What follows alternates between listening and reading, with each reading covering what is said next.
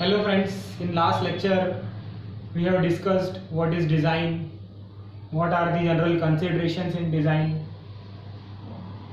Design बताया था आपको मैंने कि डिज़ाइन क्या होता है, कोई न्यू मशीन क्रिएट करना. अब कैसे क्रिएट करेंगे, तो डिज़ाइन की डेफिनेशन ही ये बोलती है, it is defined as the determination of dimensions of machine element by considering load and stresses. मतलब कोई मशीन एलिमेंट को अगर आपको क्रिएट करना है तो फर्स्ट ऑफ ऑल आपको जज करना पड़ेगा, आपको पूछना पड़ेगा कि कितना लोड के लिए आपको मशीन बनाना है. समझ में आ रहा है? तो according to load, according to stresses machine design की जाती है, बनाई जाती है. That means design of machine elements. Okay, in second class we have discuss general design consideration.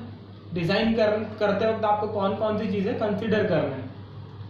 अब सिंपल सा मैंने एक बाइक का एग्जांपल दिया था. अगर आपको बाइक डिजाइन करना है तो बाइक के ऊपर दो लोग बैठते हैं, तो मतलब सबसे पहले आपको क्या कंसिडर करना है, लोड. उसके बाद उसमें जितने भी आप एलिमेंट देख रहे हैं कुछ ना कुछ मटेरियल से बने, इसलिए सेकंड चीज मटेरियल.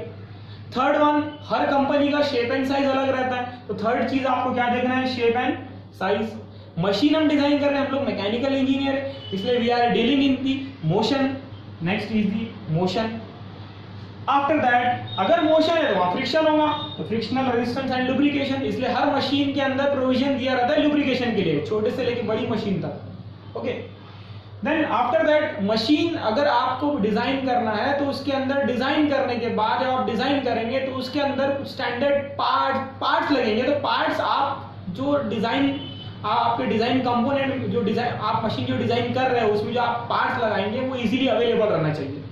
इसलिए हमको हमारे मशीन में स्टैंडर्ड पार्ट्स यूज करना है.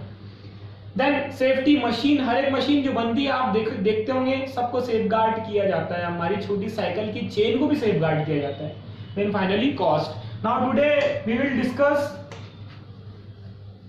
Our new topic,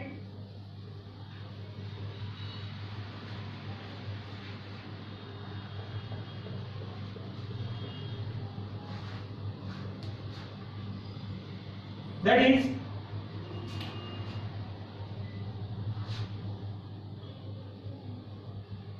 general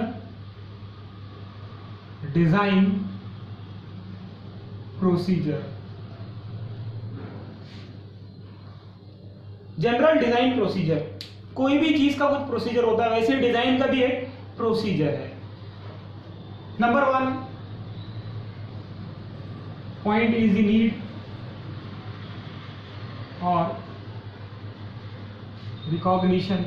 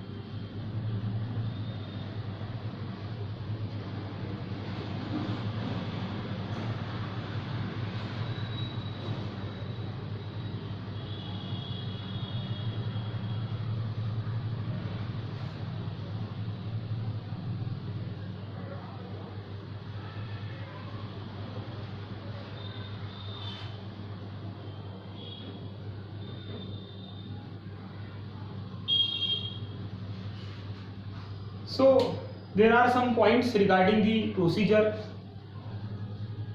of design. Number 1 is the recognition of need. There are certain sequence which we have to follow while designing. First of all, सबसे पहले अगर बात करें इसको कैसे याद करना है, सबसे पहला पॉइंट है नीड और आखिरी पॉइंट प्रोडक्शन. आप याद कर लीजिए पहले तो नीड और फाइनल प्रोडक्शन. जो आपको पता है कि मशीन अगर डिजाइन हो रही है तो सबसे आखिरी में उसका प्रोडक्शन होगा. समझ में आ रहा है? और सबसे पहले नीड की अगर बात करो, नीड का मतलब होता है रिकॉग्निशन ऑफ नीड का मतलब make the statement of the problems arising in the future, right, statements of the objectives, आप जो बना रहे हो जो मशीन उसका ऑब्जेक्टिव क्या है। दूसरी चीज, अगर आप मशीन डिजाइन करने जा रहे हैं तो ये बहुत इंपॉर्टेंट पॉइंट है। फॉर एग्जाम्पल एक हम लोग हम मेट्रो की एग्जाम्पल ले लेते हैं। अब मेट्रो का अगर आपके सिटी में अगर काम चल रहा है तो उनके पास हर एक मशीन अवेलेबल है। ठेका लेने से पहले उन्होंने सब चीजें डिसाइड करके रखा था। डिसाइड नहीं बोल सकते उसको, उन्होंने ये पॉइंट पे ध्यान दिया था, that is need, recognition of need. अच्छे काम का हिसाब आपसे कोई नहीं पूछेगा, लेकिन बुरे काम का हिसाब आपसे सब लेंगे। सिंपल सा फंडा है, रिकॉग्निशन ऑफ नीड का मतलब होता है you have to make the statement of the problem arising in the future। आपको एक स्टेटमेंट बना के रखना है फ्यूचर में प्रॉब्लम जो आने वाली है, राइट। फॉर एग्जांपल अगर आपको कोई चीज डंप करना है तो आपके पास क्रेन रहना चाहिए अवेलेबल। एक एग्जांपल दे रहा हूं मैं आपको, समझ में आ रहा है। तो रिकॉग्निशन ऑफ नीड का मतलब होता है आपको फ्यूचर में जो आने वाली प्रॉब्लम्स है उसका एक स्टेटमेंट तैयार करके रखना पड़ेगा, आपको साथ साथ बैकअप भी रखना पड़ेगा। फॉर एग्जांपल बहुत सारे ऐसे मैंने हम लोग देखते हैं, कंपनी जो देखते हैं, कुछ कंपनी के जो प्रोडक्ट होते हैं वो चालू होने से पहले ही खत्म हो जाते हैं because of the lacking of the recognition of need. सबसे पहला पॉइंट है नीड, सबसे आखिरी प्रोडक्शन, और बीच का मैटर आप याद रखेंगे एक नाम से, that is Sam DMD. S का मतलब होता है सिंथेसिस, याद रखना है आपको। बीच का आप क्या याद रखिए, सैम डीएमडी याद रखिए, क्या याद रखिए, Sam DMD.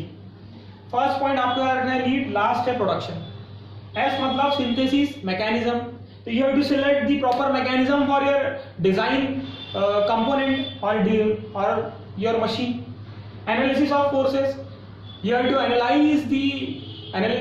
analyze the forces on each component of the machine. Material selection, before selecting the material you have knowledge about the properties of material. Then design सबको पता है, डिजाइन आपको सबको पता है कि डिजाइन होता है क्या है। डिजाइन का मतलब ही होता है मशीन के डायमेंशन निकालना, क्या कंसीडर करके, लोड और स्ट्रेस को कंसीडर करके। मॉडिफिकेशन, अगर प्रोडक्ट लॉन्च होने के बाद अगर उसमें कुछ चेंजेस रहे तो आपको उसको मॉडिफाई करना पड़ेगा। जैसे सबसे पहले एक पल्सर आती थी, उसके बाद फिर DTSI, फिर 180, 220, बहुत सारे मॉडल है, लेकिन है पल्सर मॉडल जो था पल्सर ही था, उसको मॉडिफाई किया गया। तो डिजाइन होने के बाद ही मॉडिफाई होता है, समझ में आया। इसके बाद डिटेल ड्राइंग, इसका एक और ट्रिक मैं आपको बताता हूँ सैम डीएमडी का। एस मतलब सिंथेसिस, ए मतलब एनालिसिस ऑफ फोर्सेस, एन मतलब मटेरियल सिलेक्शन। अब यहाँ पर 2 M है और 2 D है, तो सबसे पहले मटेरियल सिलेक्ट करेंगे, पहले मॉडिफाई नहीं करेंगे। जब बनेगी तो मॉडिफाई कैसे करेंगे, सबसे पहले आपको मटेरियल लगा के वो मशीन आपको डिजाइन करना है, बनाना है, समझ में आ रहा है। उसके बाद ही आपको क्या करना है, मॉडिफाई करना है। अब 2 D है, तो पहला D, पहले हम लोग डायमेंशन निकाल के बनाएंगे मशीन को, बाद में उसको ड्रॉ करेंगे ना। पहले कभी भी डिजाइन आता है, बाद में ड्राइंग आता है। देखिए जब भी मशीन डिजाइन होती है उसके बाद ही वो मैन्युफैक्चरिंग के लिए जाती है। अब मैन्युफैक्चरिंग के लिए कैसे जाती है, मैन्युफैक्चरिंग के लिए जब जाती है तो उसकी एक ड्राइंग बनाई जाती है, समझ में, और वो ड्राइंग मैन्युफैक्चरिंग वाले को दिया जाता है, उसके हिसाब से वो तैयार करता है। Okay, got it. तो सबसे पहला डी है वो डिजाइन रहेगा, दूसरा डी क्या रहेगा, ड्राइंग रहेगा। और क्या रखना है आपको, सैम डीएमडी याद रखना है। एस मतलब सिंथेसिस, सिंथेसिस के अंदर क्या लिखना है आपको, we have to select the proper mechanism for design component. Analysis of forces, analyse the each type of forces on each and every component, joints or machine elements.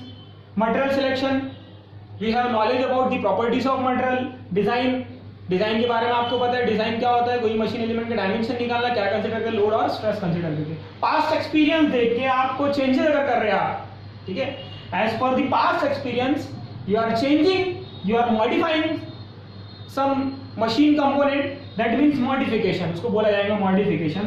Detailed drawing, you have to make sketch of your design before going towards the production department. Finally production, उसका finish product तैयार करने के लिए आपको क्या करना पड़ेगा, production करना पड़ेगा। यहाँ से जो रॉ मटेरियल मिल रहा है वो फिनिश प्रोडक्ट बन के निकलेगा। Got it? Thank you.